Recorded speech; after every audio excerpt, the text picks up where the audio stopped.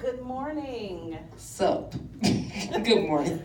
Good morning. Let's chat a little bit about your book. Okay. What prompted you to write the Slip Under My Church Dress? 4 years ago, I started therapy because I was dealing with some things and I wasn't sure of how to deal with it. So my therapist actually recommended, she was like, you need to get your words out for people to see. And I always thought that, to be honest, that what I had to say was not that important. But it took her and a whole lot of friends in my family to kind of make me realize that it was something that I needed to do. And so that's where the inspiration came from. How old were you when you first started writing? I was seventh grade, so 12 or 13. I want to say it happened right after I had just gotten a fight. Yeah, I got in a fight after band practice, and I lost the fight because I fought a dude. Just want to point that out. But after that, I guess I realized that I had some anger management issues I needed to deal with. And so my very first poem that I ever wrote was called A Sidewalk. It was literally about a broken sidewalk. That was it. It was not imaginary or nothing like that. It was just literally about a sidewalk. You can interpret it how you want to, but yep, that's pretty much when I started writing. So now that you've done this first book and you've gotten that out of the way, yes. Are there more to come? Yes, there are. In 2 years, I will be publishing my next book, and I think I have a title for it. And the book is basically about things that I never say because I usually try. Let me back up for a second. I have an opinion, but a lot of times I do not say it because I can understand multiple points of view. And so this book will be my way of kind of getting my opinion out without having to confront people and stuff like that. So, yeah. Why 2 years? I need a break. Because doing this, everything that has happened with this book, I am truly blessed. God has been looking out for me because I did not expect this much success. I did not expect this much support. I am completely astounded by it. And so I want to give myself time to come out with something that is valuable and something that people can actually relate to. What is your next stop on your book tour? Oh, okay. My next stop is actually in Carrollton, Texas. I will be performing with 2 other poets. One of them is sitting across from me and giving me the interview. She won't tell you that, but she's actually a poet on top of being a publisher. And then there's another poet based out of Dallas named Carlos Harlow, who wrote like When the Cookie Crumbles and stuff like that. We will be performing at 55 Degrees in Carrollton, Texas. Yeah.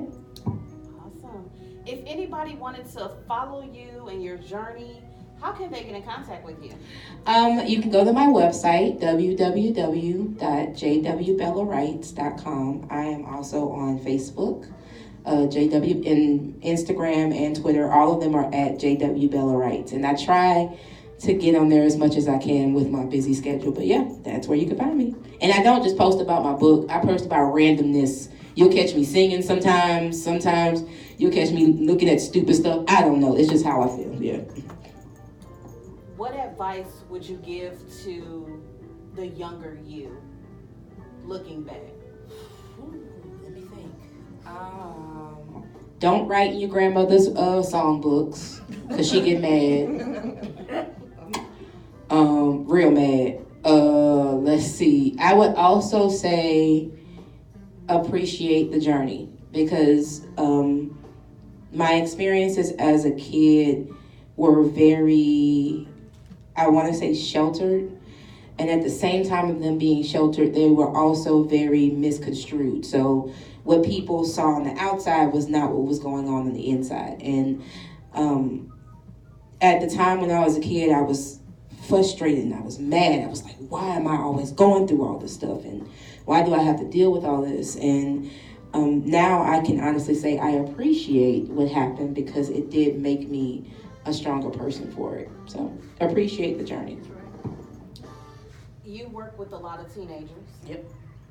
So for the teenager who is struggling and battling with their own creativity, what words of encouragement would you have for them having that fear of really stepping out and expressing themselves? Honestly, I would just tell them to get it out their system. That's however they choose to. If you like drawing and you're scared of people seeing your drawings, draw it anyway. If you like writing, write it anyway. Whatever it is that you want to do, get it out your system. Because no matter what happens, it's going to nag you until you do something about it. It does not matter what it is. Whenever I was writing, my writing would nag me. Like 2 o'clock, 3 o'clock in the morning, tap me. I need you to write or I'm going to bust you upside your head. So you have to get it out your system. If you don't get it out your system, then you don't know what may happen as a result of you being able to do that. So the important thing is get it out your system however it is you need to get it out.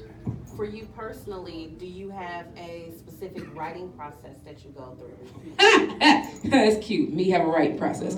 No, usually, I will say I do usually write at night. I will say that. My inspiration usually comes right before I go to bed, and it's my way of going to sleep.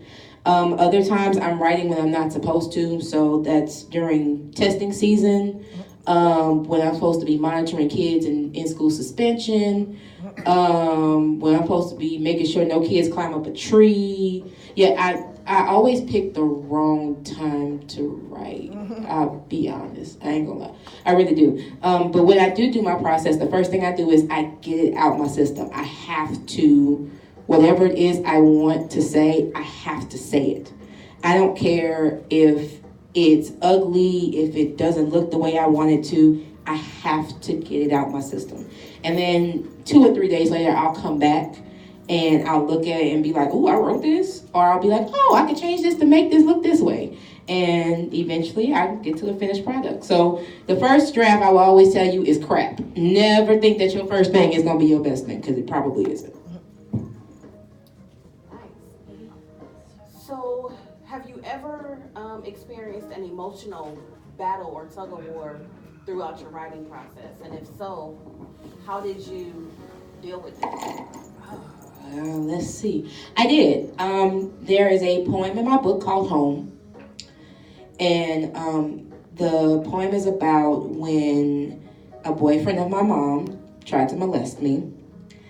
And for the longest, I did not want to write that poem. I was scared.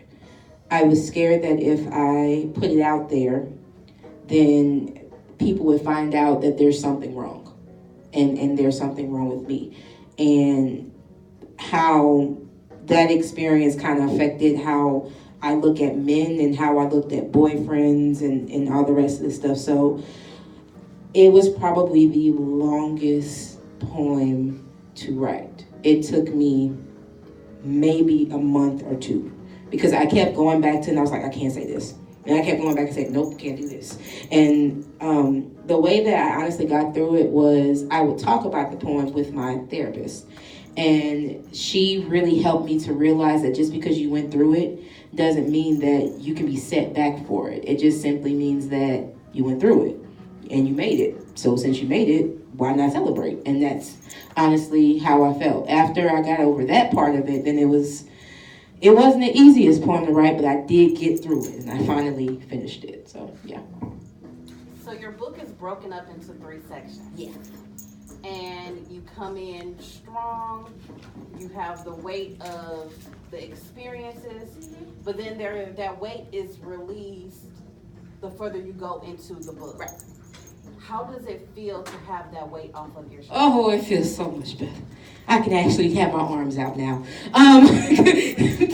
It feels a lot better not having to be afraid of my truth anymore. I think now, for the longest, I was trying to live up to what people wanted me to be or what they expected me to be. And I'm trying to be a good friend, and I'm trying to be a wife, and I'm trying to be a sister, and I'm trying to do all these things for other people, and at the same time, I'm not taking care of myself. So writing this book was me learning self-care.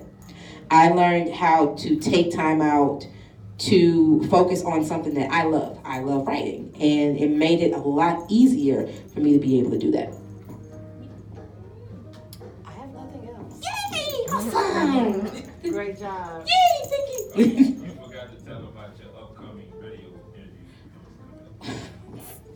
There you go. Well, thank you, publicist. I appreciate it. So, it is under a radio station called Power Play on August 25th at 3 p.m. And I will be on the Mikalea So Dope podcast, if I remember correctly. She will be interviewing me about my book. And then after that, I have the event with this one over here in Carlos. And then I have a book festival in Fort Worth. And then I will be going to Miami for a book festival. So I'm doing a lot. Doing a whole lot. So we're continuing. Yes, it does continue. So everyone, stay tuned. Make sure you're following her on social media so that you can be updated on where she'll be next. And if you're close by, feel free to join in. And then you all have a great day. Yay.